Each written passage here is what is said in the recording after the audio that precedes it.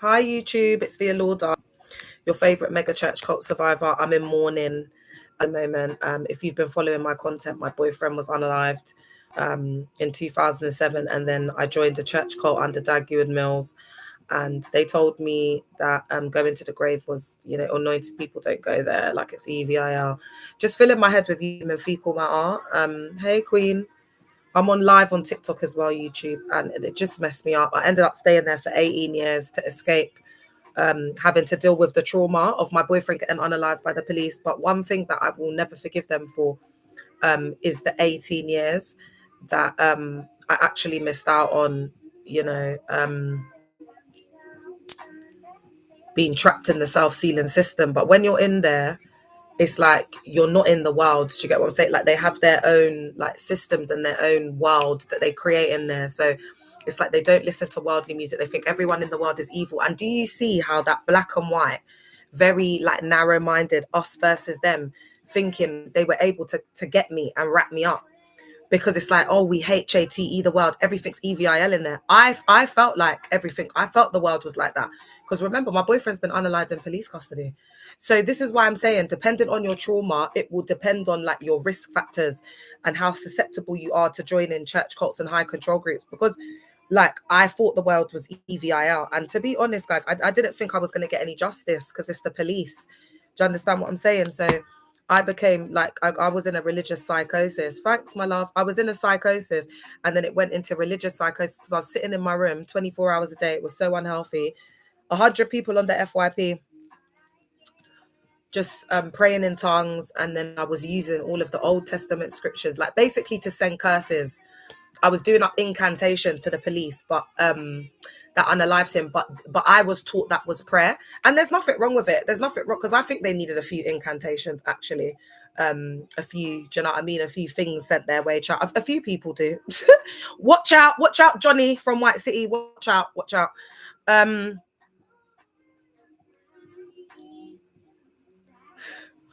So I was using all of the, the biblical texts from like Old Testament, because it's very like an eye for an eye, and God will get people, and KILL and all of that.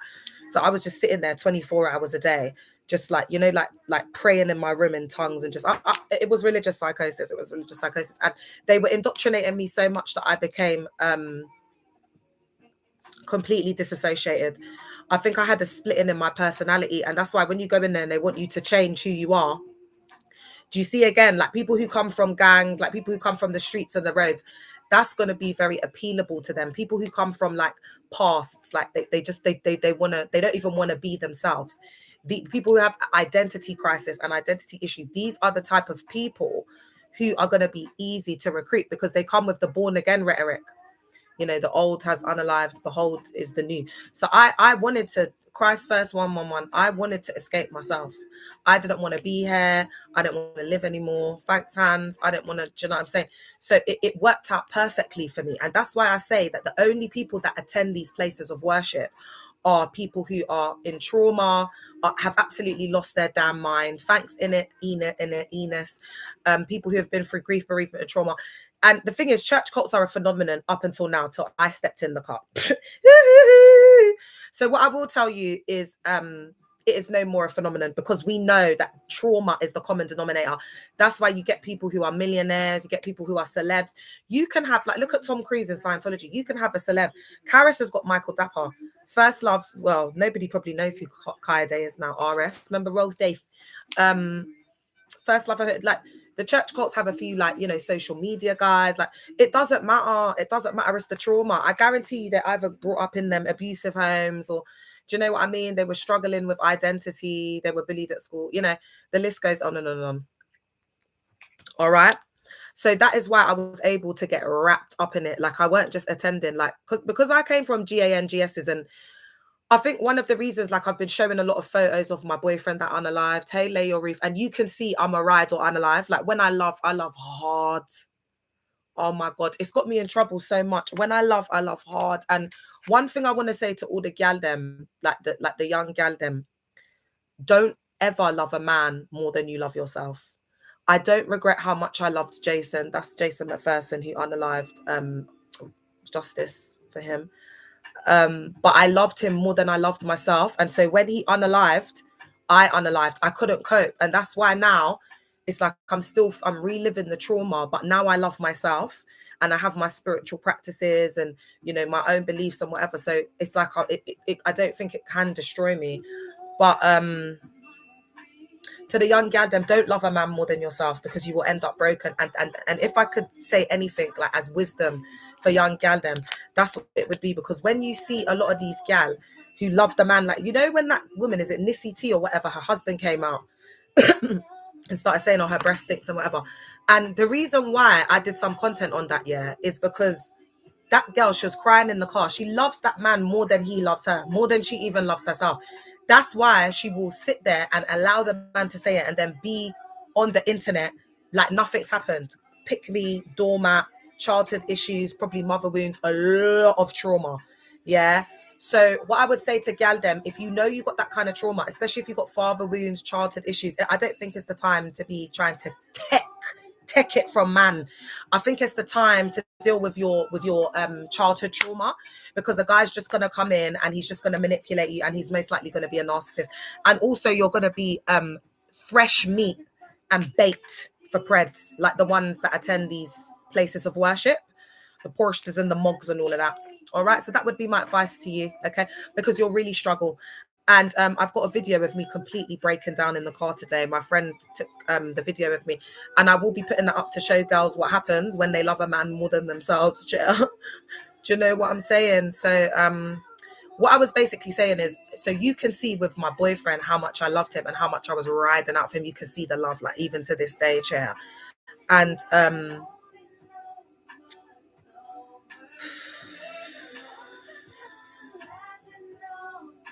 oh, I've got to put my Wi-Fi password in here. You know, I'm so annoyed.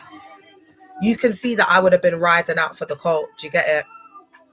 And I was riding out for them, with everything, with all of me, because I'm like that anyway. And then I was on the roads. Do you know what I mean? Like with GMs and that. And do you understand? So I applied that same indoctrination from the roads as in the church cult. Guys, let me connect my Wi-Fi. One sec.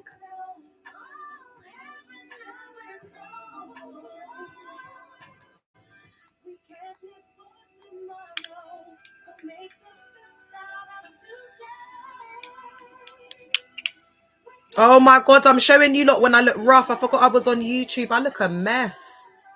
Oh God, I'm gonna have to keep this YouTube video. Do you know what? I don't even care anymore. Anyway, I'm not looking for no man. I don't care. Do you know what I'm saying? Like, I don't give a damn. I'm just trying to heal from this trauma, man. One sec, guys. Because all my notes and everything is on here. Because I connected my new fast broadband. Q7.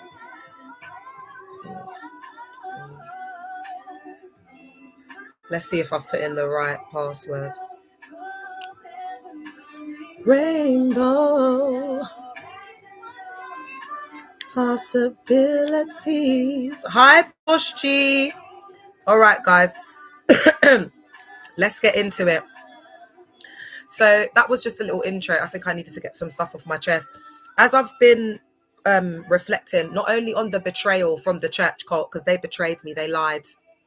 I also want to talk about the betrayal, like just the betrayal of my boyfriend's snitching friends.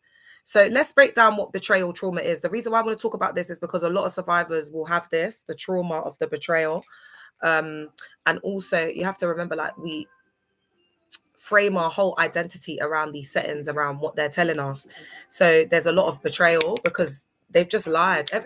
You see, when you come out and you realize everything's a liar, it's like being with a husband for like giving him like 30 years of your life, and now you're like in your 50s and you found out that he's had like another wife the whole time, and now he's left you and he's with the wife, the other woman, and you know your marriage wasn't even legal. Or do you know what I'm saying? Like, there's some mad stuff that go on, chair. It's the betrayal. Like, how do you come back from that? How do you come back from your friend sleeping with your man behind your back? Like, how do you deal with that betrayal? So let's get into it. So betrayal trauma occurs when someone we depend on for survival, identity or meaning violates that trust. So do you see how you could have had pre-existing betrayal traumas from childhood issues if you felt like, you know, your mum and dad weren't there for you, because your mum and dad, like, basically they're like the ones who are looking after you, in it, like your survival depends on your parents. When you're a baby, like, you're the most vulnerable, you can't do anything for yourself, right? So when and also what makes people more susceptible to this type of trauma and for it to exasperate and then to them to lose their mind are people like who are orphans, who had parents unalive, because the people that are in there that I don't think will be able to get out are people like that. Do you understand what I'm saying? Because they would have to unpack, like, it's so much. It's too much for the psyche. So some people will just stay in there and be disassociated rather than dealing with the trauma. So the people that we depend on for survival, our identity or meaning violates that trust. So Jennifer Freyd first articulated this in the 1990s when caregivers or institutions betray dependency relationships.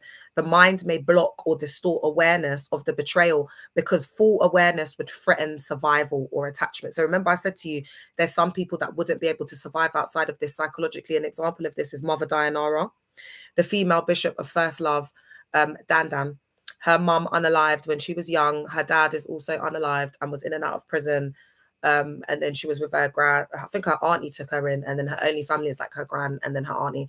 So someone like that, Bishop Richard, has got his claws into. She has absolutely no identity, just only what's been formed in the church cult. So someone like that living on the outside world, it would be very, very difficult. You see how that would threaten survival or attachment. So everything would just break down, their whole neurosystem. That some people wouldn't even be able to cope physically or mentally. In a church cult, the primary trusted relationships are spiritual leaders in the community. So remember I said to you, like, you depend on your parents for survival, the same way you depend on these porsters, monks, whatever. Because remember, they're telling us that they're our spiritual daddy and mummy. Now, then they abusing us. So I wasn't abused by my mum, but I was abused by the first lady. Do you know what I mean? My pastor's wife. So I've got to unpack that trauma. And the thing is, they'll be sitting here and be like, oh, she's lying, she's a witch, whatever. But her kids know I'm telling the truth. Do you understand what I'm saying? Because her kids, she's what she is. She's done what she's done to her kids. Do you know what I mean? So, yeah, the women in there are the worst, though. Oh, my God. The women in there are pick-me's and Barbara the Builders. They'll fing you in your back. They'll smile in your face. They're mean girls. I was watching Mean Girls today. They're mean girls. That's what they are. Fake as hell. Do you know what I mean? They'll smile. They'll greet you with a smile, but just say things behind your back. It'll be like they'll unalive you softly through falseness, like just fake. In it, Miss CH, they're just fake. They're just fake. And I think that's the saddest part for me. That's the betrayal. Do you know what I mean? Like my boyfriend, he unalived his friends, his snitching friends. You know, fake. And real recognize real. So when you're not real, I can tell if you're fake. I'll smile up with you, I'll sit down, I'll even eat with you. Do you know what I mean? But you ain't going to see me again because you're fake. And the thing is, I know I'm real and I know the vibration I operate in and I know what I've been through. So I can see through people. Do you get what I'm saying? I've been through so much trauma. It's a pattern recognition now. I do that for survival. Like, that's what I do to protect myself, is pattern recognition. So when I see that someone's fake, it's like, that's what I'm saying. People can do up what they want to do up. I don't care. I'm out of there. 18 years I did in the can. Do you get what I'm saying? In this syndicate. So I don't care. But what I will tell you is, no matter how you want to spin it, how you want to say it, this, that, and the third, you will be sitting somewhere rocking back and forth thinking, oh my God, that girl in like TikTok that I thought was crazy, she was actually telling the truth. Yes, I was. I just want to let anybody that's on the FYP, if Johnny's watching on the FYP, anyone that knows Johnny from White City, let him know that as of tonight, his whole life is going to just go down the drain. All right. And if it has already, then I don't know what's below the gutter, but there's definitely somewhere, because that's where I take it to. All right. Because I know he's a snitch. I know what he did. I just want to let them all know that. I don't care. I don't need evidence. I can't see things in dreams and my intuition. So I don't need evidence. I have a knowing. Thanks, Queen Inez. That's why with the church cults, it's like, yeah, You know, I don't care about the court of law, babe. I'm not interested in that. I would just get justice in my own way. I don't care. I'll take justice into my own hands. How about that? That's why they're getting exposed. And I don't care. If I feel like, you know, God's spoken to me, my intuition is telling me something, I'll just expose it up. And they're like, oh, how does she know? How does she know? Because God revealed it to me. Y'all are fake prophets. Do you understand what I'm saying? So God told me. That's why I know all y'all's business. Do you understand what I'm saying to you? And once I get what I need, I achieve what I need to achieve, then I'll start to talk about like the strategy and how I went about things, this, that, and the third. All right. So because in a church cult, they become our primary trusted caregivers, relationship. They're our spiritual leaders. They become our spiritual mother and father. It becomes our community, like, you know, our spiritual food, the preaching, the words. We come from there to be blessed. The man of God has the power to bless or curse you. That I don't want that to go over your head. Period. The man of God has the power to bless or curse you. Yeah, so it's like that control over your life. Do you understand what I'm saying? Like they take it so deep, like they just take it to the level, like I don't even know what to say. To be honest, I didn't know that that level of EVIL even existed. And I keep saying to you, like I used to like be affiliated and move with GANGs and be in that life and this, that, and the third year. And one thing I'll tell you is these people in these spaces, they're more EVIL. They're more EVIL than gangbangers. I'll tell you that for free. And the difference between them, man, is that they have trauma. Like these guys are just thieves. Do you understand what I'm saying? They're just uncles, like thieves. Do you know what I mean? Like they've got like these uncles have.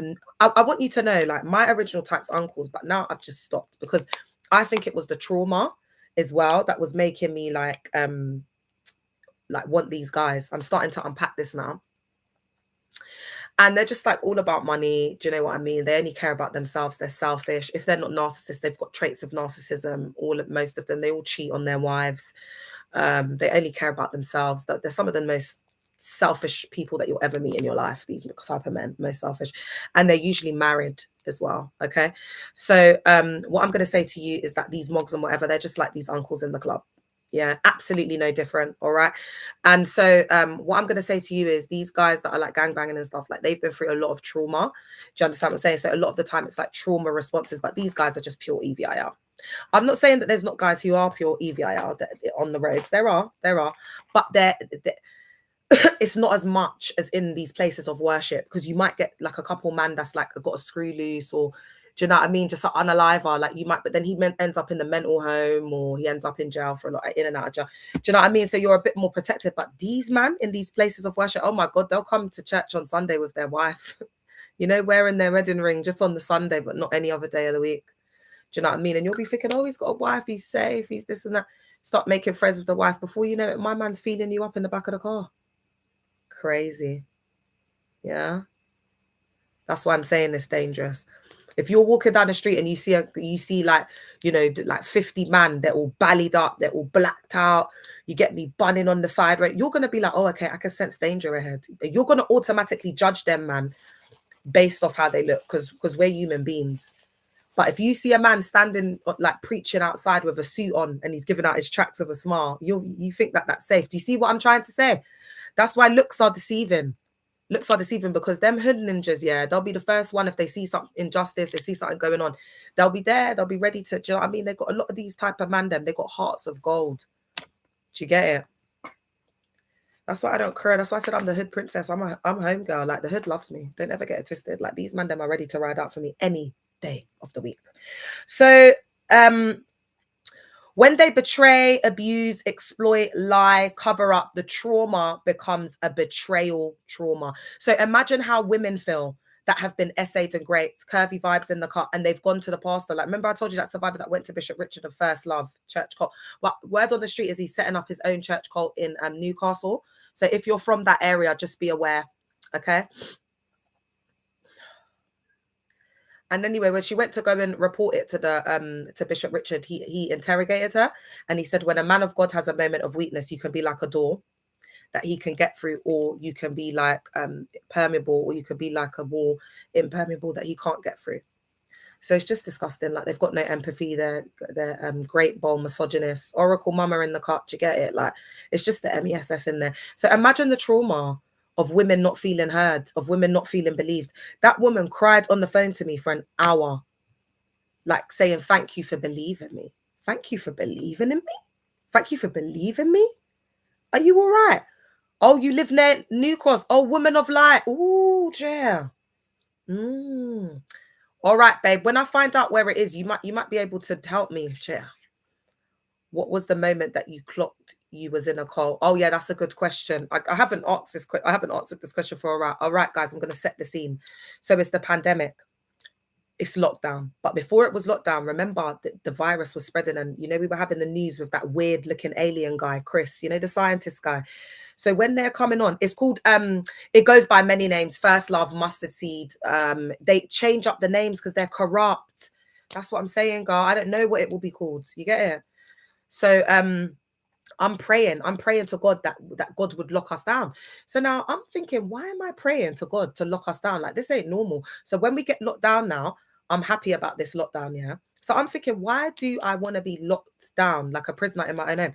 Then when we got locked down, they started doing all of these meetings. They started getting us to pray. The control was like, it went up from like 100,000 to like 1 million. You've got to understand, we weren't working, we weren't going out. So everything was exasperated. It was at 10. And then the cult leader was scared he was going to lose his empire. I think he was going through some sort of psychosis or some sort of, like breakdown. Yeah. Denny, how are you, my love? So we started to clock it. Remember, it was the pandemic. So he's in Ghana. He's not in the UK. So in Ghana, it didn't spread as bad, but they had to have all the church services and gatherings outside. So now we're on his compound. But remember, he calls it a Bible school. We were just seeing it as a Bible school, like this and that. But he had us on the TV for the first 2 weeks of the pandemic, praying from 3 a.m. until 2 p.m. the next day. So I'm still sleep deprived. I still need to catch up on sleep and regulate my nervous system from the pandemic, because my man had us on Blood Clot Facebook trying to, they were getting us to recruit online. Guys, do you know what? It's going to be all over the place. It's going to be a mess, because it's just so much. But anyway, so imagine he's on this mountain. It kind of looks a bit like a desert, but it's not, like cliffs in Africa. I don't know how to explain it, yeah. So he's got the Hollywood sign, yeah. He's got that. He's copied it, but it says Jesus, Savior of the world. So it was just giving cult. He was just standing there. It just looked like he was on this compound. He was wearing this red cowboy hat with a white shirt. I'll never forget it. Red handkerchief in there. And he started wearing dark glasses. So we were just looking and thinking, this looks weird. Do you know what I mean? Because they get you to always do a lot of tasks, so you don't clock that it's a cult, that it's a cult leader, and so you don't clock it. So they just fill your time up with everything. Do you understand what I'm saying? And then they're indoctrinating you all the time. Then they get you to isolate yourself. You've got friends all inside, and it's an echo chamber. So everyone's talking, walking like the cult leader. If you say something contradictory to the cult, you're a Jezebel, you're a devil, you're a this, you're a that. Red cowboy hat is crazy. It's girl. He was looking like a full-blown cult leader. So as he's standing there on the mountain, he's talking and he said, "My empire will not be destroyed. My empire," and I'm thinking, wait, hold on. So we were in cognitive dissonance, but now he was ratting on himself. So I'm thinking, wait, your empire, didn't you say that this was the house of the Lord? Like, how did it become your empire? Yeah, he is, Dennis. He is, Denny. He is, definitely. So now he's preaching on the mountain, guys. No word of a lie to you, yeah? Imagine it's exasperated.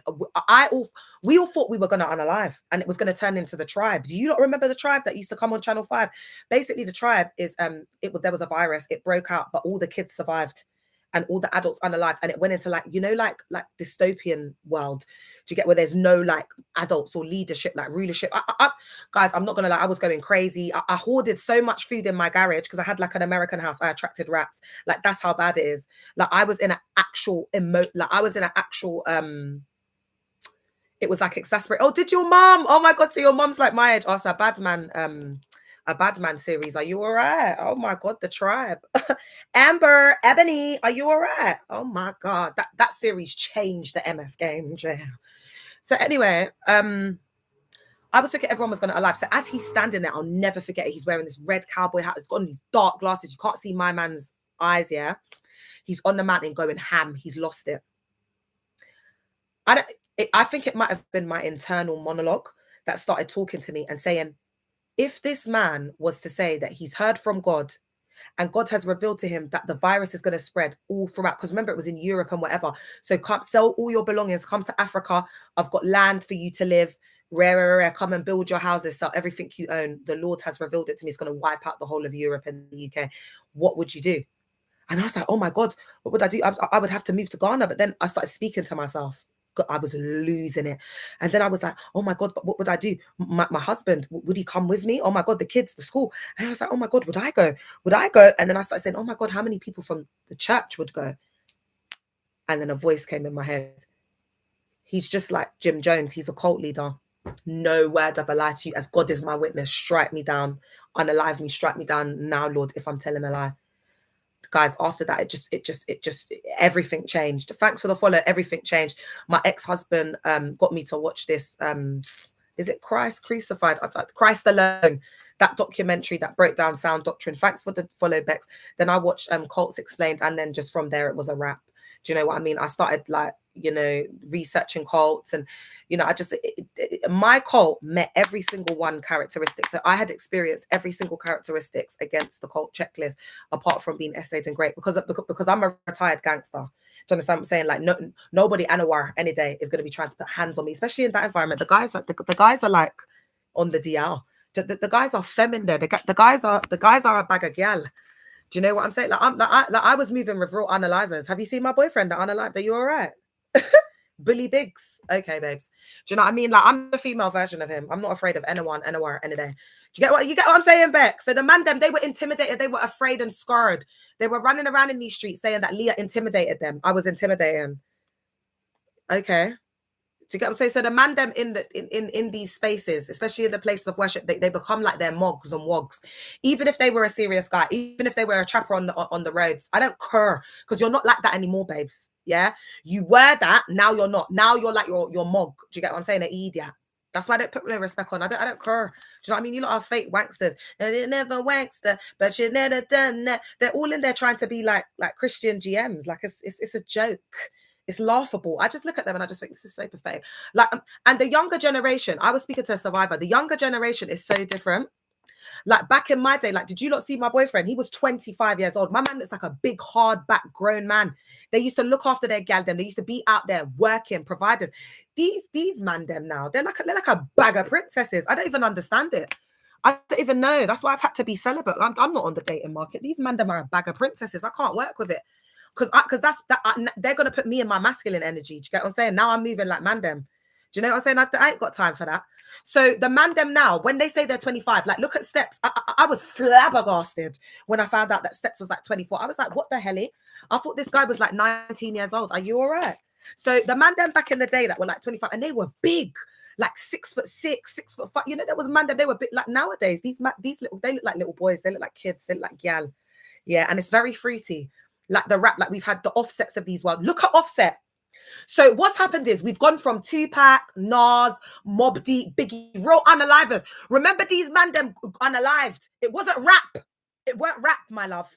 Like back in the day when we were having like all that gigs, like them man them, and you know, like C-Biz from Northwest. Then we had Nines, his brother Wayne. Are you all right? Like people were really getting unalived outside in these streets, baby. In my day, when they were doing up their UK rap, people were really getting unalived outside in these streets, like every other day. Yeah.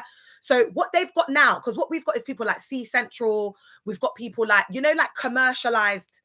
Like I don't even understand what's going on. Like look at Offset. Offset is trying right now to get spousal allowance. So these man them are gal moving like baby mothers. Do you understand what I'm saying? So most of the man them, they're actors. Do you understand what I'm saying? They're not really about that life. So the music is all, there's no truth, there's no authenticity in the music. So we've got the gal them trying to be so-called baddies. Do you understand what I'm saying? Like back in the day, these gal them that would come and rap and talk, and like Lil Kim Foxy got thing in her face. Are you all right?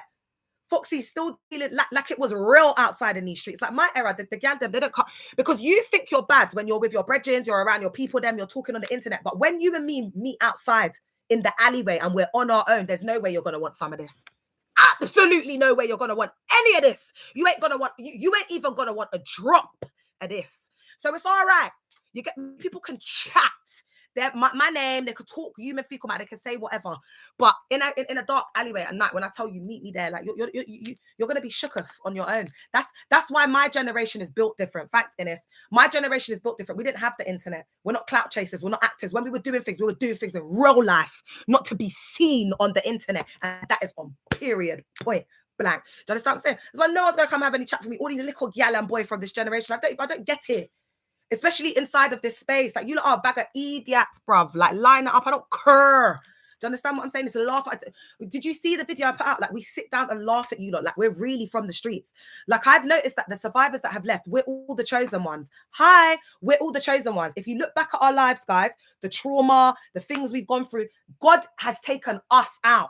It's all of the fake people in there. Do you know what I mean? Like the sanctimonious, the Pharisees, the holier, righteous ones. You know, people who have grown up. You know, like in my cult, they were like elitists. So they had a lot of like rich Ghanaians. You know, like the upper class. You know, them aunties that think they're too nice and they ain't got nothing and they come in all their Ashabi and, you know, try to look rich. It's that these are the people that you're going to get in there now. You're not going to get people like real people in the cut. Yeah? So that's all I'm going to say about that. So they're all fake. Do you understand what I'm saying? Like, that's why I don't know why you lot are feeling afraid and scared. Why are you feeling afraid and scared when you leave? Leave, man. Anyone that's in the collective with me, you can't feel afraid and scared when you come out. You can't. Do you know what I'm saying? Because we're not doing that art. They're a bag of nerds. Don't you see? I've been telling you lot this. It's all lies in there. They're all fake. Do you know what I'm saying? It's just they're acting. They're actors, man. Papi show. Papi show. That's what us small island people them say. Papi show, sacre salop. All right, let's get into it. So why does this matter in religion when it comes to religious ABUSE? All right, let's get into it. The betrayal is not just a single event. It's embedded in a belief system and a moral economy that the survivor once trusted God, scripture, and leaders. And that is the betrayal trauma. So we actually have betrayal trauma with the word, with the Bible. Like, that's how deep it is. Because they twist and manipulate. I see you, Queen Lucia. Thank you. I see you, Queen Innes. Thank you. So all of our systems, our safety net, what our survival and life depended on. That's what the word was to me. Because they indoctrinated me that the word, man cannot live off bread or bread alone, but by the word of God. Everything that proceeds out of the what is it? The word of God, the mouth, whatever. So I was indoctrinated to see that word like that's my lifeline. So my boyfriend unalived and the church cult became my lifeline, my safety net. I was supposed to be unalive, sleeping in my grave. You get me? I should have been there, sleeping in my grave. But God blessed me to see another day. Even when I did wrong, He was still there. God still hears a sinner's prayer. Deirdre Haddon wrote that, but you know what that tune's about? Because Deirdre Haddon's he's a number one sinner. He does more sin than people in the world. Chair. Thanks for the gifts. You know Deirdre Haddon, he's a 304. Do you know what I mean? My man's at MESS. Most of them are though in these spaces of worship, and we're seeing it now. We're seeing it. We're seeing the light. Hallelujah! Thank you, Abby. And who's looking crazy now? Yeah. That's what I said to you, lot. The protection that's on my life. I'm a chosen one. Whatever you say to me, I was just returning it to sender, baby, because I got a bubble of protection around me, sweetie. So whenever anyone speaks against me, it just bounces right off, ping pong, right back at you, ping pong. Dad was saying that the other day, ping pong, wife, ping pong, ping pong, ping pong. That's what you lot are giving. Do you understand what I'm saying? Because you lot were saying I was crazy, but look now, the whole world is saying that y'all are crazy. Do you know what I'm saying? It's giving really crazy. I'm not looking so nuts anymore, Chair. But y'all are. So, you know, that's just what it is. That's just the way the cookie crumbles, unfortunately. Do you get what I'm saying? And Johnny's next. If you're watching, you're next. You've seen what I've done with the mega chat. You've seen what I've been able to do in less than 2 years. Johnny, get ready. Because it's just you, number one. Get ready, because I'll be sending stuff your way in the spirit. Get prepared. Because I'm going over to the dark side with you, Chair. So get prepared. Get prepared spiritually, baby. Get prepared. I'm literally going to be sending things to torment him and everything. Exactly what I've been doing with the pastors. That's what I'm going to be doing with Johnny. But his one's going to be more. It's going to be more because he's a snitch. He's a snitch. He's a snitch. He is a snitch. Johnny from White City, Shepherd's Bush is a snitch. All right. So because we trusted them, it's like the betrayal trauma comes now. Everything is collapsing. All right. The betrayal often requires survivors to hold two impossible truths at once. So the first part is this leader spiritual system is supposed to protect me, and they harmed me. That conflict drives dissociation, self-blame, and identity fracture. That's why you get people church cult hopping. Because they're in a dissociative state. They're still blaming self. Oh, but I did sleep with some of the guys in there and I did do this and I did do that. So they can't separate it. there's still the self-blame and the identity fracture. Do you understand what I'm saying? Because they can't process it. Yeah. How betrayal trauma changes the body and brain. So hypervigilant threat system, so repeated interpersonal betrayal keeps the amygdala threat detector on high alert. So survivors can scan for danger, have exaggerated, startle, anxiety, or anger responses. Guys, if this is just gaslighting, you know, when they make us walk on eggshells, especially like when, you know what I like, people have come into the office and spoken like really deep things about their business, and the pastor has come on Sunday and spoken all the stuff that the person said from the pulpit without their consent or permission. Do you understand what I'm saying?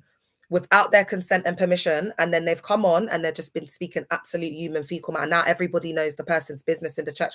Especially if people sleep with each other, they'll be on there, and then the whole congregation now know that these people have been sleeping together, and then they'll make the girl sit down, but not the guy. Memory and disassociation. Betrayal, threat, friends, attachment. This can lead to compartmentalization or disassociation. The mechanism Freud described, where remembering would imperil needed relationships. So you don't want to process it. You don't want to remember it because you love the person so much. A survivor was speaking to me today, and she was saying that they're like mean girls. Like, you know, in the film, The Mean Girls, it's like, you know, Katie, she liked Regina sometimes. Do you get what I'm saying? Because she did nice things. Sometimes, like, you know, they'll take you out, they'll do things with you, they'll teach you how, they might teach you how to cook. My pastor's wife teach me how to cook soup. There were good times. There were nice times. And I saw the softer side of her. But then she was just wicked, like just this wickedness. Do you understand what I'm saying? Like, your brain doesn't want to process it because it's ABUSE, and it's so much of it, and it's continuous. So you become confused. This is not weakness, it's survival biology. So the brain protects itself by blunting memory or emotional access. So you see, it's like you become emotionless. You just become a punching bag for them. They also use personal things that you've told them. So, you know, weaknesses, and they use it against you. They could do this indirectly when they're speaking to other people. They're very EVIR. They're very, very, they do it in very subtle ways. So this is not weakness, it's survival biology. Weakened top-down regulation. So it's all of that top-heavy, top-down instructions, obedience. The chronic stress reduces prefrontal control, which is the part of the brain that calms fear and reason. So do you see how that would then affect like the cortisol levels, your adrenal gland, and the brain needs to send signals to the adrenals, like what I've got, hyperadrenalism, Addison's. So because of the chronic stress and that constant, the fear, the not knowing, the hypervigilance, the hyperarousal, that, you know, it's making it harder for that part of the brain to calm and like the fear and the reason, because everything is fear-based programming. So what happens is your adrenal glands start to overwork, start to produce too much cortisol, and that's how my adrenal gland unalived. So I've got an immune deficiency. I'll be on steroids for the rest of my life and other medications, and they're still investigating. I'm actually I'm disabled by law. I'm actually disabled. Yeah, I need you to know that, both mentally and physically, as a result of the trauma of Dag Eward Mills cult and my boyfriend getting unalived in police custody.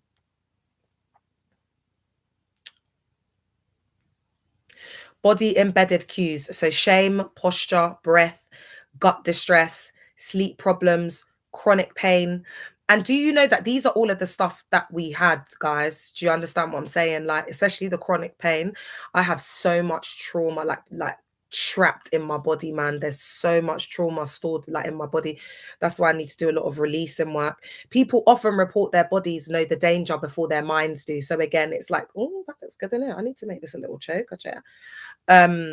So again, it's like intuition. Do you get what I'm saying? It's that part of the brain, and amygdala, whatever you want to call it. They call it, what do they call it in Christianity? What do they don't say intuition. What do they say? Does it Holy Spirit? Is that what they're doing up? And then, you know, other people say, then you've got science and you've got philosophy. So there's many different ways of describing the same thing, just like prayer. Some people say manifestation. Thank you, Sammy. Do you get what I'm saying? It's like all, yeah. So is that making sense? They just repackage it in a different way. I mean, if we were all born in Qatar or Dubai, we'd be believing in Allah. If we were born in China, what do they believe in? You know, be doing up Buddha and, You know, oh, but I wonder if mine been from India though, because they have female goddesses and their goddess worship has still survived. So big up India in the car. We're still surviving outside in these streets, ladies. You know. All right. So based, it's geographical and it's demographical when it comes to religion. It was all about territory and taking over territories, taking over this, taking over that. I return to sender, angel of unalivement. And the angel of unalivement, if you've meant that in a bad, evil, wicked way, whatever you've said, the angel of unalivement will be hovering over you. I don't know why people play with me, Chair. I'm not the one, because God actually hears my cries. God hears me when I call. God really be out here hearing when I call, Chair. So it's up to you. It's up to you. You know, I don't F and blind on the internet anymore. I just send stuff people's way. I ain't got time for it. You know, I'm different now. You know, I had to go to my boyfriend's grave the other day after 20 years. I had to process that. So I've just unalived. I've got absolutely no, I don't care. I don't care anymore. Do you know what I'm saying? Like, I don't care. I couldn't give a damn. Oh my gosh, guys, I'm not very well. That's why I said, let me come on. Guys, I've missed you so much, man. Guys, I've just been trying to deal with this trauma. This is why I'm trying to do up betrayal trauma, so I can learn this myself, get it in my psyche. All right, specific cult dynamics that deepen betrayal trauma. Let's look at the dynamics that deepen it. Spiritualized authority and moral coercion. Leaders present themselves as morally or divinely authorized. Okay, sorry guys, because it's in American language. So leaders present themselves as morally or divinely authorized. So questioning them feels like spiritual failure. Questioning them, you'll be called the DEVIL. You'll be called an enemy of God for speaking against Dagwood Mills. You know, you're an enemy of God. So why is it that when you speak against Dagwood Mills, you're an enemy of God, but when you speak against me, you're not an enemy of God? God is showing you when you speak against me, you're an enemy of God. All your churches are finishing. Yeah, your attendance is very difficult to recruit. That's why I was saying to you lot, that's why I don't let you lot come and talk, because you lot are unspiritual. You don't understand how the spiritual realm works. You don't understand the universal laws. You just don't get it, because there's the universal laws, then there's the man-made religion. You see, my dear, there's the sacred knowledge and truth, and then there's the man-made religion, and that's what you're following, unfortunately. So you have absolutely no power. So when you come on here and you chat, you have to understand, I'm crying out to God. I've been through a lot of trauma. I'm chosen. I've been through a lot of trauma, and I'm still standing here. I still haven't denied Jesus Christ as my Lord and Savior, and I still haven't denied God. So careful. Be careful with me. In the words of Cardi B, be careful with me, bitch. In the words of Cardi, be careful with me. I've warned you. Be careful with me, Jer. But it's up to you. Everybody has free will. So I'll tell you, I'll give you the warning. If you still proceed with caution, because you won't be fighting me, you'll be fighting God. Do you get what I'm saying? So that's fine. I don't care. That's why God put me in this position, because it's the protection over my life. Don't you see? So when they're coming against me, I have that protection over my life. So they can't do anything to me. It's just going to backfire onto them. And the things that God is putting in their way, they've got too much to deal with to even be thinking about me, because they've got a lot of chaos going on in there. They've got a lot of confusion in the camp. They've got a lot of people leaving. That the empire is coming down. Do you understand what I'm saying? Because now they're fighting against the current and a wave that is too strong for them, because God is against them. God is not on their side. Do you understand? But they're going to frame it as persecution. It's not persecution.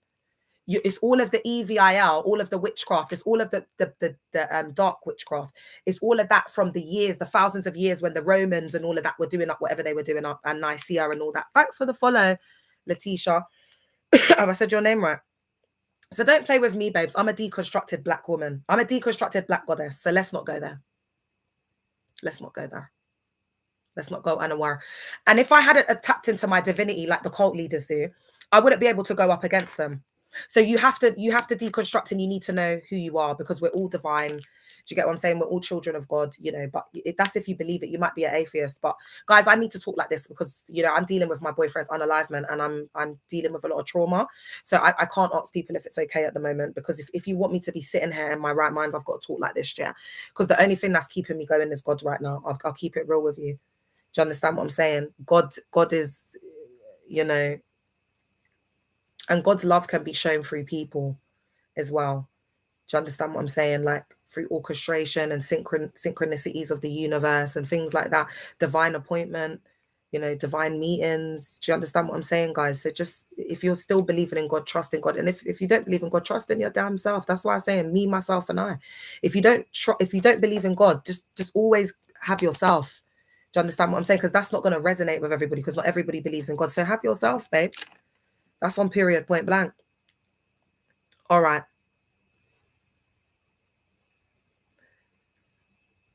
Survivors suppress doubts and obey. And imagine if you had to suppress doubts, like, or you had to suppress emotions or feelings as a child, and then you come into this place, which is very normalized. So instead of that leadership, like helping you to like, you know, address your emotions, free yourself, like, you know, all the practical tools to get yourself, you know, like, to be healed from the trauma and all of that, they will just canoodle that behavior and use it to manipulate and abuse you. Okay, because if you're coming from an abusive home, then you're not going to identify. It's going to take you longer to identify that it's a cult you're in. It took me longer because I was in dissociation. I didn't want to believe that you know, my boyfriend had unalived. I didn't want to come to terms with it. I didn't want to accept it. I didn't want to move on. I didn't want him to not be here. So, you know, they're just so EVIL. And do you know that I could have got married really young, like at about 21, if the guy hadn't have changed his mind? Do you know that? And I was not even healed from this guy. It was a couple of, but it was because they were preaching so much. Is my remote not working? They were preaching about marriage all the time. Do you know what I'm saying? It's because they're programming you. So they started to indoctrinate me around this marriage thing. Like, it's like the gal them in there become pick-me's, man. All they want is a marriage. And then when they marry the dusty man and they start having the kids, they can't afford it. And then they're in the office crying. All right. When those leaders harm, the betrayal cuts deeper because it's tied to spiritual identity. Oh my God, that's so sad, isn't it? Gaslighting and cognitive control leaders. Gaslighting and cognitive control. Leaders reframe harm as tests. So rebuking, you know, they're like, can you handle the rebuke? The Lord chasteneth, rebukes those whom he loves. So they see abuse as love. And a lot of these, like, you know, kids that come from like, especially like those, you know, the BLK churches that are predominantly like Ghanaian, South African, Nigerian, whatever. A lot of the kids come from abusive backgrounds where their parents has emotionally neglected them, treated them like an employee or a slave. Got them to raise their siblings, got them. Do you know that there's gal in the cult, yeah? They're like 12, 13, 14, and they're like a mum. They can cook, they can clean, they can do, they've got more, they're more of, and that's what I'm saying. It's not really about age, because a lot of the kids in there are, there's adultification because they parentify them.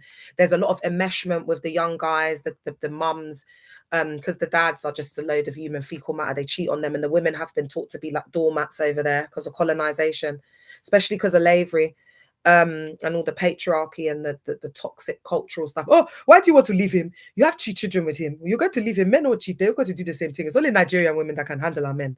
That type of rhetoric. That's why the men treat them like doormats. That's why these uncles and whatever are just in the clubs. Do you know what I'm saying? Like preying on all the young gal. Like, you lot need to get a backbone and get these husbands on a leash chair. Do you know what I mean? Because a lot of them are preds. I've left my MSCI branch. Yay! Oh my God, thank you so much. That is music to my ears because I've been dealing with so much. And survivors, I know I haven't really been present. Like, survivors haven't been reaching out to me. I'm going to give myself another week, I think, to grieve, guys. I need another week.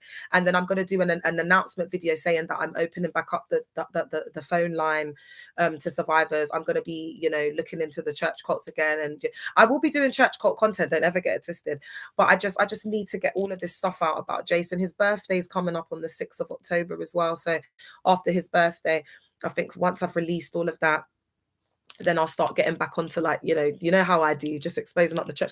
But guys, I've been screen recording. Do you know what I mean? I've been screen recording lives of RPF. I've been, you know, like I've been collating my information with Karis, because before all of this happened, I did say that I was going to get Karis because of the Real TV, because she thinks she's bad. So yeah, thanks for the follow. Is that Eliza? All right. And thanks for being here, guys. I appreciate everybody being on here, holding the space for myself, because, if I weren't on this live, I don't know, guys. I don't know. I would have been very depressed.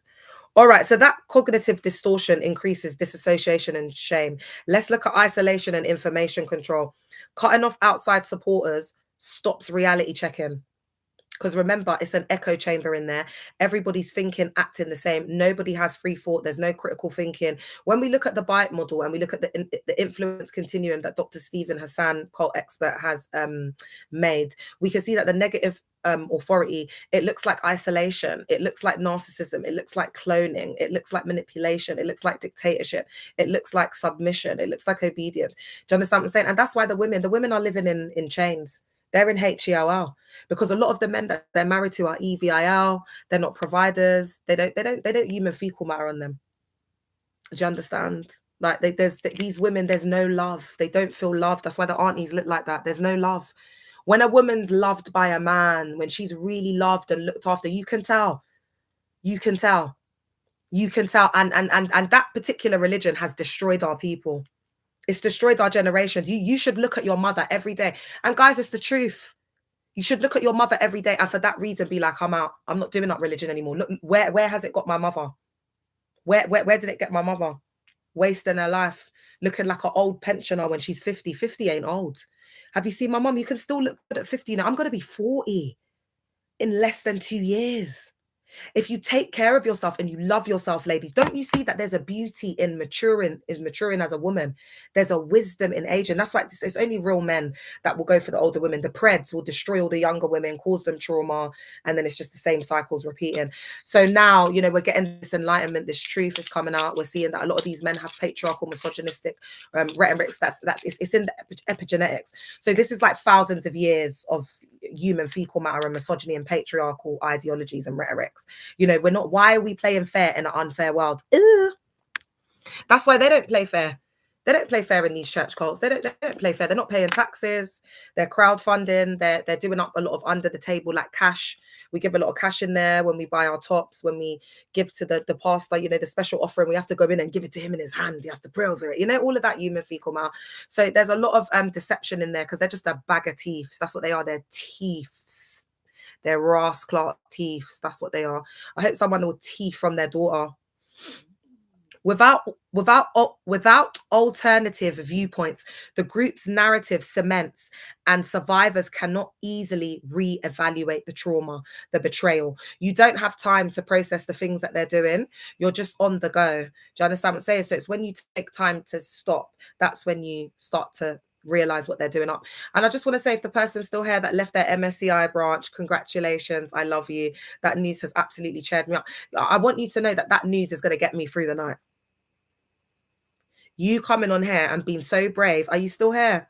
And saying that you left the branch, that's going to get me through tonight. That's going to make me get up tomorrow and want to do a bit of content that I said I don't even think I'll be able to do because my boyfriend unalive.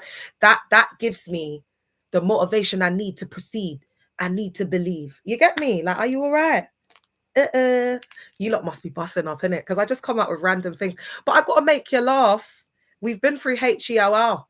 If we don't laugh, we'll cry. We'll be bawling. So let's laugh. Let's laugh through our pain. Queen Innes in the car. We have to laugh. All right. Moral injury and spiritual betrayal. Survivors often report moral injury, the deep wound to conscience and trust, because the group's moral language was used to harm them. This can produce persistent guilt and existential confusion. ChatGPT, can you ease me up with all of this vocabulary? It is a lot. It is a lot. It is a lot, Charlie. So again, guys, we just see here that, they're messing around with our brain, our conscience. And another thing is they make you turn cold because you have to sack people. You have to do things at their instruction. You have to be obedient, even if you disagree with it. So that cognitive dissonance comes into it. Oh, like, I don't really want to rebuke this girl, like, in front of everyone. It's not really me. But you have put on the you are born again. You are a leader. You are a Basetta leader. You are head of department. You have to rebuke the people. You need to make them feel. That's not God. That's not God. That's not God. God is not like forceful and controlling. And that's how a man is. That's man. That's not God. That's a man. Even the way the Bible's written, like, it's just... It's been contaminated. It's been played with. I'm not saying that it's not holy, sacred thing, because it is. Because when you look at all of the sacred like knowledge and text, and you look across and where it's all a continuum, everything is connected. Do you understand what I'm saying? So it's like you've got to go within. I see it more as like a roadmap for our life. You've got to decode it. The Bible is not, it's like a magic book. It's, you've got to decode it. It's not like a normal book. Do you understand what I'm saying? You've got to decode it. Do you understand me? It's not like you read the scripture and then someone can't give you a revelation, because the book changes depending on your spiritual DNA, your life roadmap. God is going to speak to you differently through that Bible, depending on your purpose, depending on your life purpose. So you will interpret the scriptures differently, depending on what you're meant here to do, what you're meant to do here on earth. That's what I believe. So when you come into these cults, they clone you. So that's why the world's gone to shit. Thanks, Ines. Love you, girl. That's why the world's gone to shits, because it's like everybody's just like sleeping. They're just in this like spiritual psychosis. There's no common sense. No one's actually doing anything to help the world. They're just teething the money. There's a lot of acting. There's a lot of lies. And they're doing a lot of this stuff for themselves. So when they do their little marches, their Jesus marches, and they're out doing whatever, this is for themselves, to make them feel like they're doing things, because there's been no impact on the world. This is just all epigenetics. This is just recycled Christians throughout time. They're not really saving the generations. All right. It's just all trauma. They might as well call themselves they are a facility that house people with trauma and mental health. And it's not a facility where they help people. It's a facility where they brainwash people, like a MK Ultra. That's how you need to start seeing these spaces. They're like MK Ultra mind control, heavy duty indoctrination camps. And they are, yeah, that's what they are. All right, my loves. So we've got to look at them as facilities that hold people with trauma and severe mental health on the cusp of, like just losing it completely. All right. So now we're going to get into the Judas scapegoating, because when I was thinking about betrayal trauma, they changed the meaning of what betrayal is and what it looks like, so that we won't be able to identify it. And they do it through this mystical manipulation. So let's get into it. How do they do it? The Judas scapegoating dynamic, how cults frame people who leave or speak out. So labeling dissent as Judas or traitorous. Many high control churches cast defectors, whistleblowers, or questioners as traitors, Judas, backslider. The backsliding doctrine, that is a lot. That's why a lot of us spent longer in there, because I actually tried to escape in 2009. Remember when I had that hood ninja in Stonebridge? In 2009 chair. But I thought I was, a sinner. I was running away from God. I wanted to be in the world. Because they indoctrinate you to be like that, chair. Sad. So when you backslide, that's you trying to escape, because it's such a high control environment. You just want to be free because there's so much control. But what you need to do when you feel like that is get a balance. So that's when you need to go to your GP. That's when you need to start looking for therapy. That's when you need to. But some people would just go bang right in the world, and then just have this collapse, like what I did, just have this complete breakdown to the point where you can't take it anymore. Because I was just out clubbing, drinking, so I couldn't feel it. I don't know how I survived, to be honest. Yeah.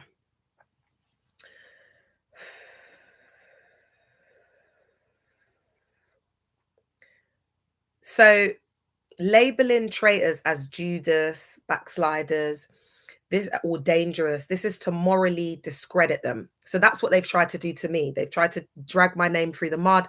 They've tried to morally disgrace me. There was another girl, actually. I had this friendship group, and there was a girl in there who just wanted to be me, and I'm going to do a piece exposing this bitch.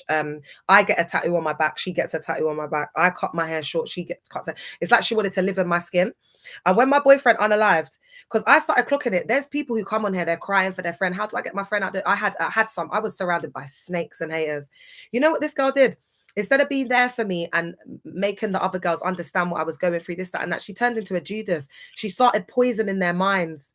And the reason why she did that is because she was chatting everyone. She's the gossip. Because me, I'll tell people what I got to say to their face. I'm not scared of anyone, but she's just sly and a pick-me and a Barbara the Builder. Everything she's got through deception and lies. So I know her life's a mess. She's probably got a man that's effing out on her every other day. Do you know what I mean? Whilst I'm sitting here pretty, I don't have to be afraid of the STDs that's going around. People who copy like that are unalive. Yeah, I know. Innit, Eileen? I know. They're dangerous, like identity thieves. She's stolen the friendship group. They were my friends. She didn't know the girls. They were my friends. They were my friendship group. And I brought this girl in. She wanted to be me because I was like the Beyonce of the group. She wanted to be the Leah of the group. Do you get it? So the girl just tried to steal my whole personality. She looks at MES now. Do you know what I mean? But with the whole group, the girl was chatting me behind my back. She lied to them. She told them that I said things behind her back. So I'm exposing what she said about her sister to me when she was 15, the stuff she used to chat her sister behind her back. The thing is, I'm close with my sister. I would never chat my sister, even if I've got a BFF. Why am I chatting my sister for? Are you all right? So she was chatting her sister. She was chatting. And the girls that stayed with her are idiots because that girl is a snake. Do you understand what I'm saying? That's why I haven't reached out to none of them because they're all a bag of snakes. Do you understand? And they're the only ones that can help me to understand what was going on with Jason. Do you get it? But I'm not reaching out to them. So I've got betrayal trauma from them snakes in the group, but they all deserve each other anyway because their life's been stagnant. It's been on hold. They're still in the hood. They're still in their council properties. Do you know what I mean? Like I live in a beautiful home. They're still struggling outside in these streets. I don't care because what comes around goes around, didn't it? You reap what you sow. So again, they were chatting on my name, doing this and that and the third. Now look at your life. Now look at you. Now you're sitting down like the fan watching me. Do you know what I'm saying? And I'm so real. I'm real to the core. Now when people are going to ask you, like, you know, like, how are you going to explain it? Like, why we don't chat, this, that, and the third?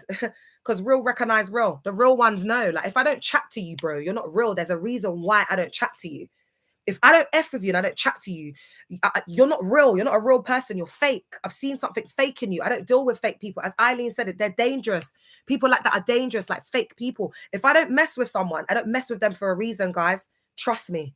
Trust me, because I see things. I see straight through people like people are glass, like they're see-through. It's like a gift. I just see through people. So if I'm not effing with someone, like it's for a reason. And they can say what they want about me. Say what you want, bro.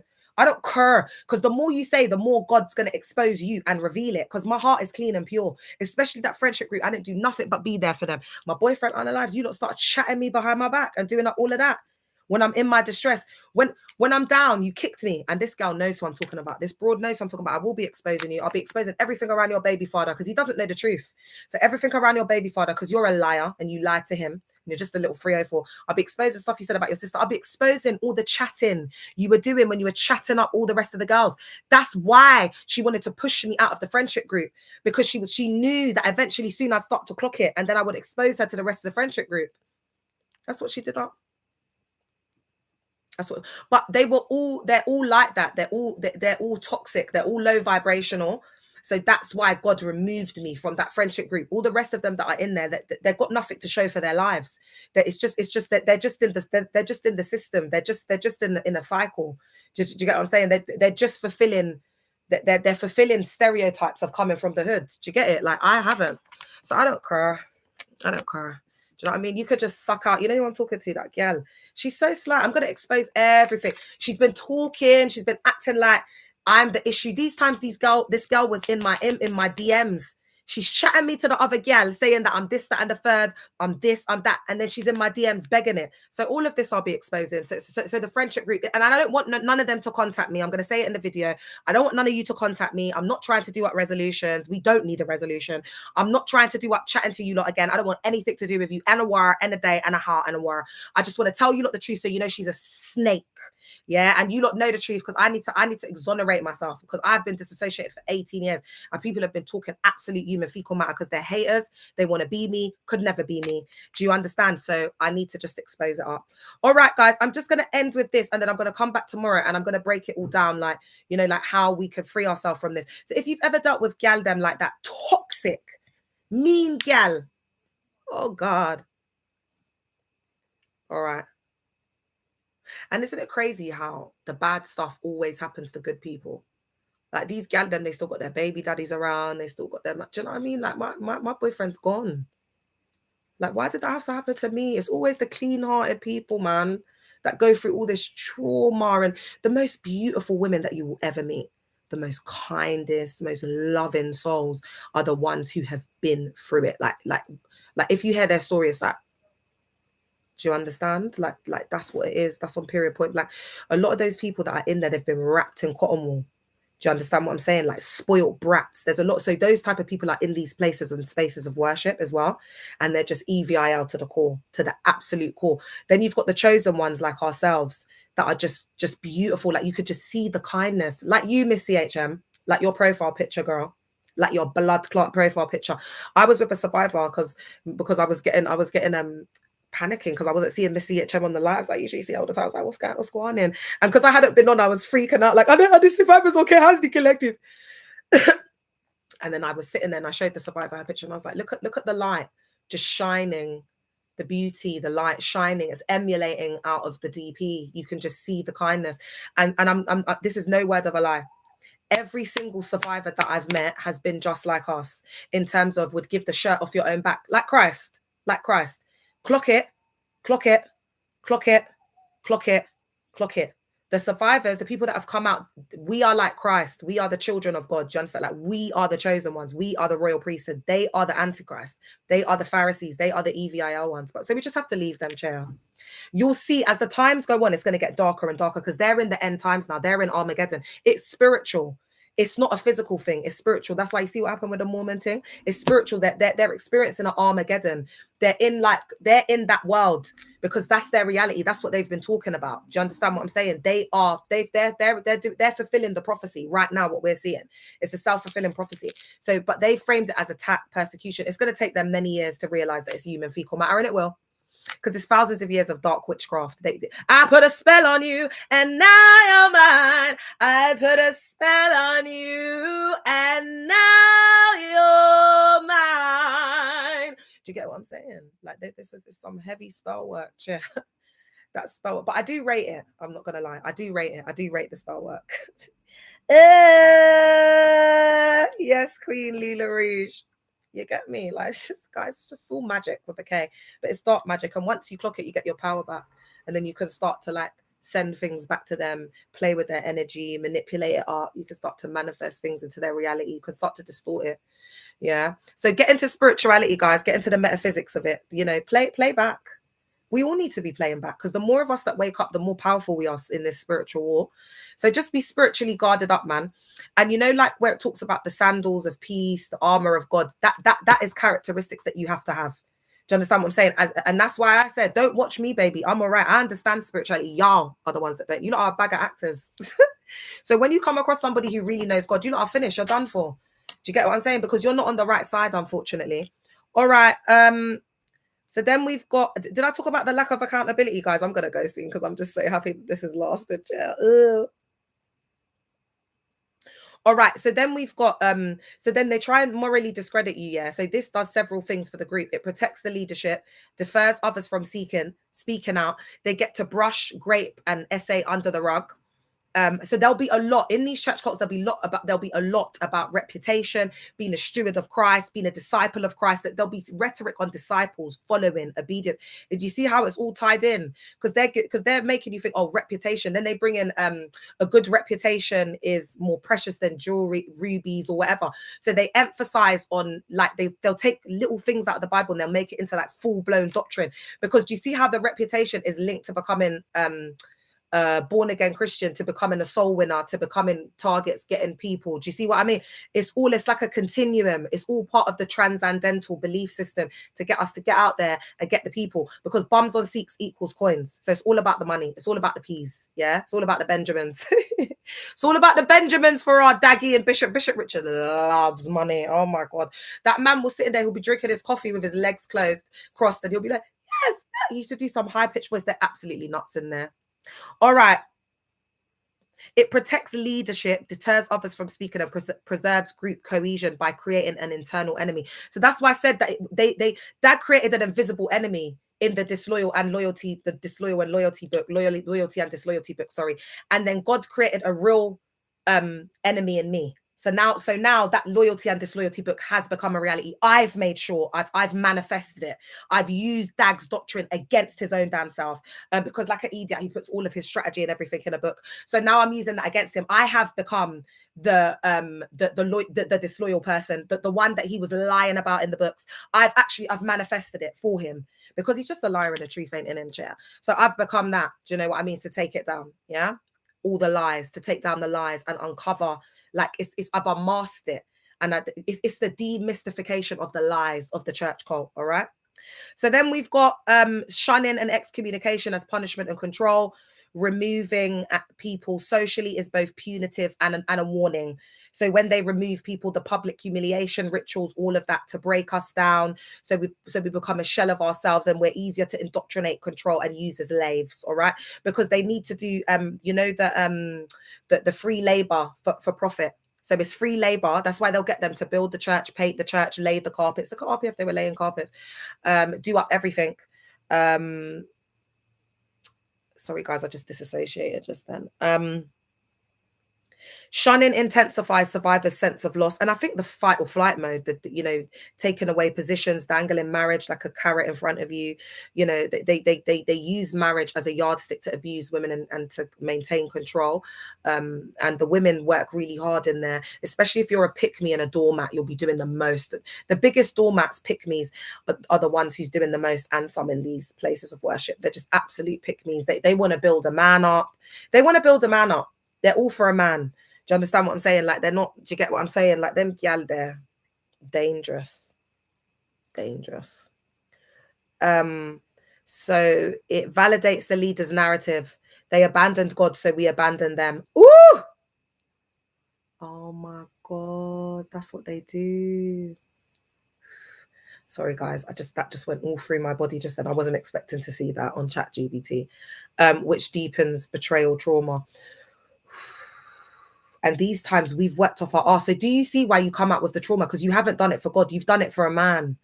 So now when you find out that that man has betrayed you, because we trusted in a man that he was a prophet, we trusted that he was a prophet of God, that every word that was coming out of his mouth, we trusted them.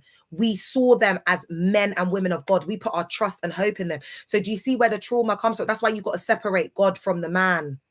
But it will take time. It took me years. It took me years to be able to separate it, but I did. And I'm still standing.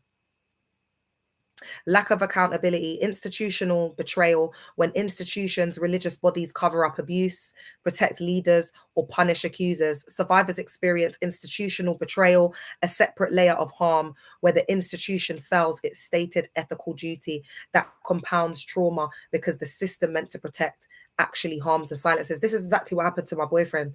He was unalived by the police. This is it. And this is why, guys, everything's connected and there's crossovers. There's crossovers. I'm about institutional, systemic injustice. And it's the narcissistic collapse. We will get justice for Jason McPherson, like I will get justice for the survivors. My boyfriend's sister has worked tirelessly to get justice, and we're very, very close. And, I'm going to do the same thing that she's done for Jason, for the collective. I'm going to do it for us. We will get justice. I've never felt more encouraged. I've never felt more like we're in the age of Aquarius. Do you get what I'm saying? This is about the narcissistic collapse. This is about, these institutions, these patriarchal, misogynistic institutions falling, collapsing. And that's what we're seeing. Yeah, so this is never a better time for us to look at how we can take those steps to seek justice. And then I think I'm going to end on common experiences after leaving and how betrayal shows up in everyday life. And we are right by your side, Queen. Oh, Ines, don't. Ines, the collective is the only thing that keeps me. The collective is the only thing. I'm not gonna lie. At this point, I would have needed something a bit extra than even my kids. I'm not gonna lie, because of the depth of this and because all the trauma's coming back in. But I just think to myself, I can't do that to the collective. I've got to just try and stay strong. Like, we're in this together. Like, we've made a pinky promise, haven't we? You get me? We're in this together, man. We're doing this together. All right. Common experiences after leaving. So let's try and process it, okay? Common experiences after leaving. Thanks for liking the live, guys. Thanks, Lula Rouge. Thanks everybody who's liking the live. I appreciate you guys. So how betrayal shows up in everyday life. So identity confusion and loss of meaning. Loss of the meaning of life. Because remember, we had it all figured out, didn't we? You become born again. You repent of your sins. You get married. You build a church. You go to heaven. And that's where all the blessings are, all the invisible blessings that you've been buying. You've got an invisible bank account. They go, you got an invisible bank account. All of the souls, your all has been translated into heavenly money. And that is your spiritual bank account. They just take it to the World Cup, don't they? Really, like it's just absolute human fecal matter. That's what I'm saying. You've got to be in trauma to believe this BS and this human fecal matter, because it's absolute rubbish. Yeah. Who am I if not part of that story? Survivors often grieve a lost identity and community, guilt, shame, and self-blame. Even when they were harmed, many survivors feel complicit because the group framed obedience as virtue and dissent as sin. Guys, if this doesn't make sense, ask me to, and I'll give you examples, okay? Relational mistrust and attachment wounds. So again, remember, because they become our spiritual daddy and mummy, we get disorganized attachment, unsecure attachment. Go and learn about attachment. I've done some content on it. If you check out Leah Lauder 777, I've got playlists and loads of content on it on there. Yeah. So you might have a secure attachment with your earthly mother and father, but then these idiots come in and tell you that they're your daddy and this and that, and be abusing you and essaying you and graping you and putting hands on you. I've heard the worst. There's nothing I ain't heard, yeah. Teething up your money, just, you know what I'm saying? Like, it's just a lot. So now you've got that disorganized attachment. Do you understand what I'm saying? So it's those attachment wounds. Like, remember, I was crying, like I felt like I'd lost the dad in my spiritual daddy, because I've got father wounds. So that exasperated it. Do you get what I'm saying? It brought all of that back up. It triggered it. All the trauma's resurfacing now. Difficulty trusting partners, difficulty trusting friends, difficulty forming relationships and building relationships with friends, partners, or institutions. I've been struggling. I've been making friends with a survivor, and we've been struggling. Like, it's been crazy. Do you understand what I'm saying? Because of the there's so much trust issues, but we're working through it because we're really good people and we deserve happiness. We deserve a nice friendship. So for that reason, we're opening our hearts up to a friendship that we weren't open to friendships before, but we're opening ourselves up to friendships now. And, you know, guys, you will get there. And there's beautiful people in the collective. As the time gets on, you know, I'm going to start applying for funding soon. We're going to be having like events. We're going to be having stuff going in. Do you understand? We're going to be doing a lot of releasing work, a lot of the trauma, a lot of the work that myself and my friends have been doing. We're going to be, you know, doing that and forming it into workshops and, you know, having real therapeutics sessions and things going on. And that is all to come in 2026. So please bear with us. You know, I've got someone on board now to help build the CIC, guys. I'm not going to reveal any more information than that, but I have got someone legit now on board, and this is what I've been waiting for. And as I said to you, it's all God's timing. So now I've got someone on board ready to build this thing with me. We will be moving that work forward, and all will be revealed really soon. But you know, it's going to be amazing. It's going to be amazing. So please bear with us, okay? With it, things are shaping behind the scenes, but we've got to process it. We've got to go through that healing process, because we can't come trying to do up healing and therapeutic approaches and whatever until we've released that trauma, until we've deconstructed and deprogrammed from all of the things. Because there's like someone who talks out similarly like me, and that person hasn't dealt with any of the trauma. And you can just tell, because they just talk human fecal matter. There's no vibration of truth in their voice. It's just all about revenge for the cult that they were in. And when you see that, it's like, there's a difference. Do you understand what I'm saying? And so how can you be coming on and telling us how to build relationships and how to get freedom after leaving a cult? Because you're not free. Because you're not even doing what you're doing for the right intention and motive. So you're going to do more damage than good, because you don't even understand. You're not even qualified to understand how trauma. I'm not just coming on here and talking. It's not like I was in a cult. I went in a cult working in Sainsbury's, babe. And then I came out and started saying, I'm a survivor of a cult. Now I can set up a CIC and start helping people. I have accolades upon, I have experience. I've got over 20 years of experience, a master's in social work and a youth and community work degree, specializing in working with gangs. That's high control groups. And I'm a survivor of CCE. Yeah. So that's why I can speak on it. Yeah, and do all the things I do. So be careful who you listen to, guys, and reach out to go and be speaking your truth and all that, because some people can't hold the space for you. Holding the space is not just about people coming on and speaking. It's about the behind the scenes, the aftercare. It's like when you've just had you've got your back blown out and you need the guy to hold you. Hey, Black Heart, you need the guy not to just get up and leave the yard.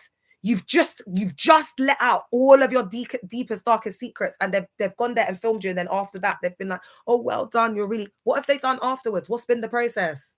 How have they held the space for you?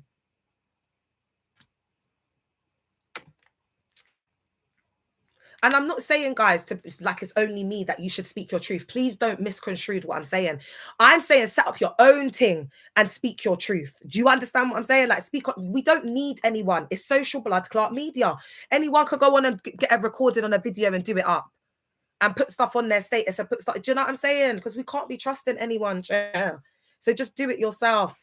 All I can say is, guys, I can't vouch for no one. I know my heart. So I can vouch for myself. So it's not like I'm trying to gatekeep and say, oh, don't go there, don't go here, don't go on this platform to talk. But all I will tell you is every survivor that's come on my platform to speak their truth has been absolutely traumatized afterwards and has needed aftercare, has needed a lot of support after. And I'm not going to say how we support them because there's teeths. Everything I do, I set up a CIC for cults. This person does it. You understand what I'm saying? Like, because people can still be in competition, guys, and still be very much operating in a narcissistic spirit and not know it.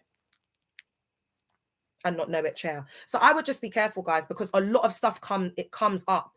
It gets resurfaced, and I'm qualified and trained to be able to help you to work through those emotions and to work through that trauma and to make sure that you are signposted to the necessary agencies and whatever. I can make a call and say, you know, I'm not practicing social work right now, but I'm still registered. I can make a call and be like, I have concerns about A, B, C, and D. Do you understand? Like, that's the difference.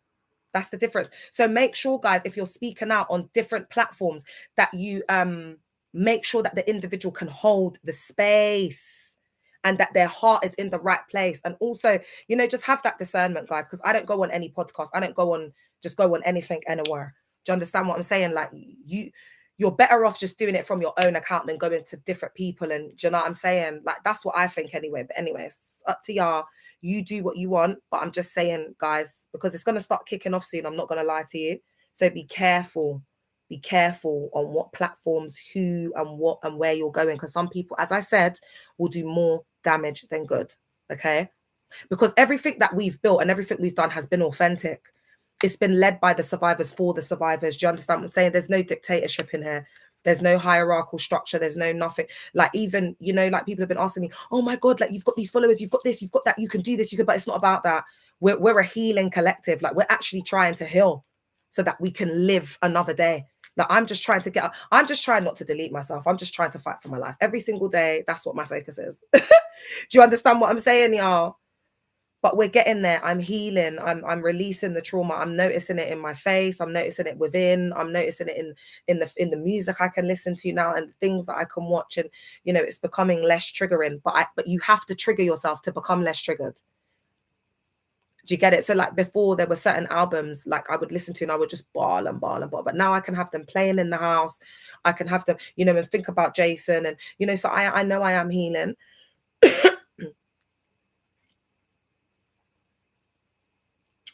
So there's the difficulty trusting partners, friendships, or institutions because of fear of being betrayed.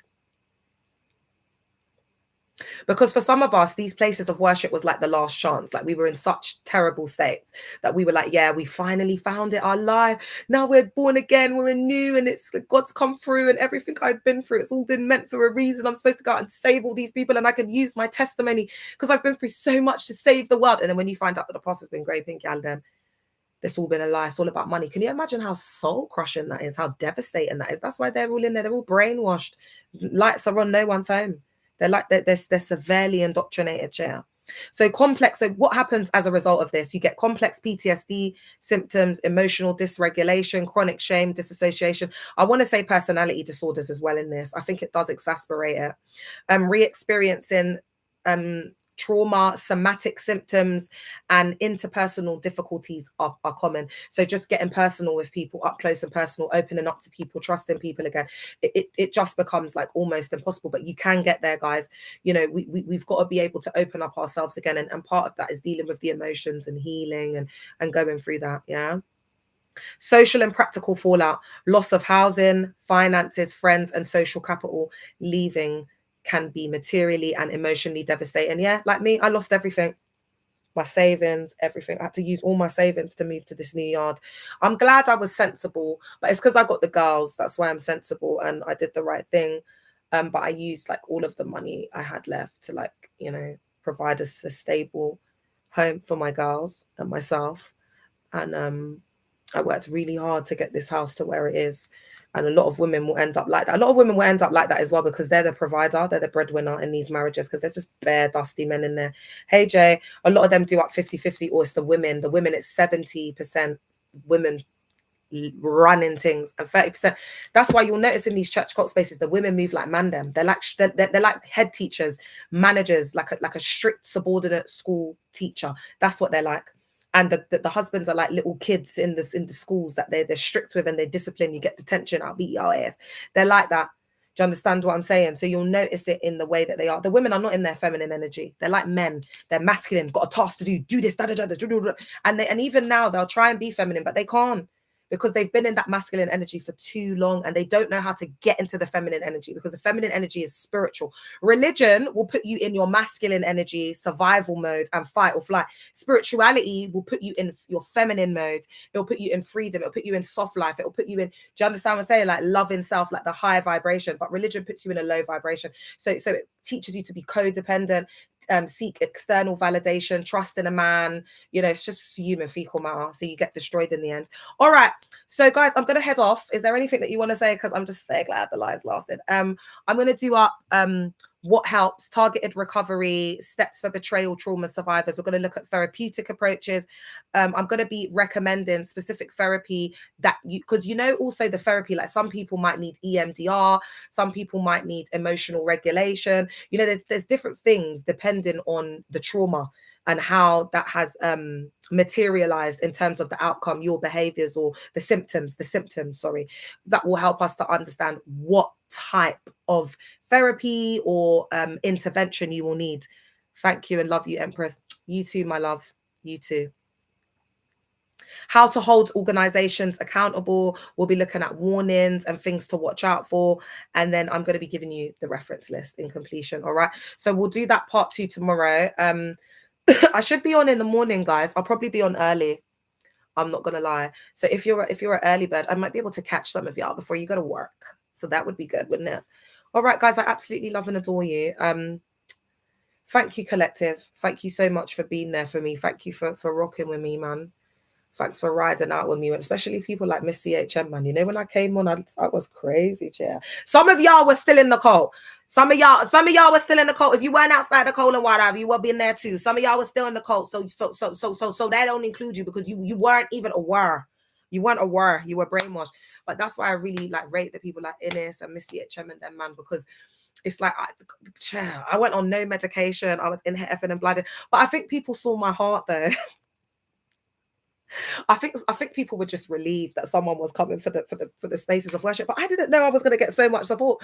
Thanks, look within, lay you. I didn't know I was going to get so much support, yeah. But people have been done dirty by the church. Like even if they're still in it, there's pastors that follow me. You know, pastors. Because the pastors have been done the most dirty. That's the thing. I haven't even started getting into all of that. But it's like the people that I follow, there's even people that are hardcore Christians. There's a lot of things that they don't agree with me. Yeah, there's a lot of things that they don't agree with. But it's like, they're rocking with it. Do you know what I'm saying? Because the way that cult has done them so dirty, the places of worship, they've ruined people's lives. You know, there's people that have come on here, told me that their auntie unalive because of cancer, because of the cult. They teeth up the inheritance, teeth up selling houses, not taken the kids' inheritance. Deep stuff. So people are vibing with me. They are absolutely rocking out. People will message me and be like, this is what happened to me, A, B, C, and D. I want to be kept as an anonymous. I'm just telling you, keep going, keep fighting. And my mouth is on the floor. Like there's stories I can't even tell you, because I'm trusted with people's business and information. But the things that these people have done, Lord God Almighty, it's unforgivable. And we need to forgive to be set free. Do you know what I mean? That's what the healing journey is about. Acceptance, forgiveness, you know, learning to live again, being free, freedom, all of that. That's the only reason why I'm going to try and forgive them. Do you get what I'm saying? But for myself, that's it. But I can forgive you and still want to. And anyway, it's too sensitive for TikTok. Let me go. I love y'all. I'll be back tomorrow in the morning. Okay. Bye, TikTok. Love y'all. I'll see you tomorrow. Bye. Bye, YouTube. Thank you so much for rocking with me and listening. I appreciate you. I hope what I've said, what I've shared, I hope that it's helped you. I've just been on here, you know, like I'm in mourning. I'm in mourning. Can't believe that my boyfriend was unalived by the police. I'm still trying to process it. I'm still trying to understand why. You know, like why? Why did it have to happen? Why did I have to feel that pain? Why did I have to view his corpse? Why did I have to end up being in this cult? Why me? Why? Why did this happen?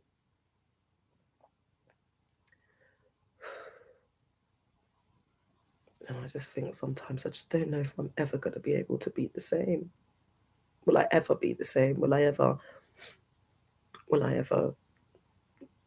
get over this? I don't think I will. I don't think I'll ever be able to forget.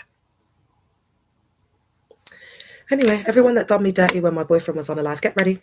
Get ready. There is going to be a dark entity and force over all of you. I hope that they watch this video on YouTube, because the things I'm going to be sending their way, I don't feel no way about it. I don't care.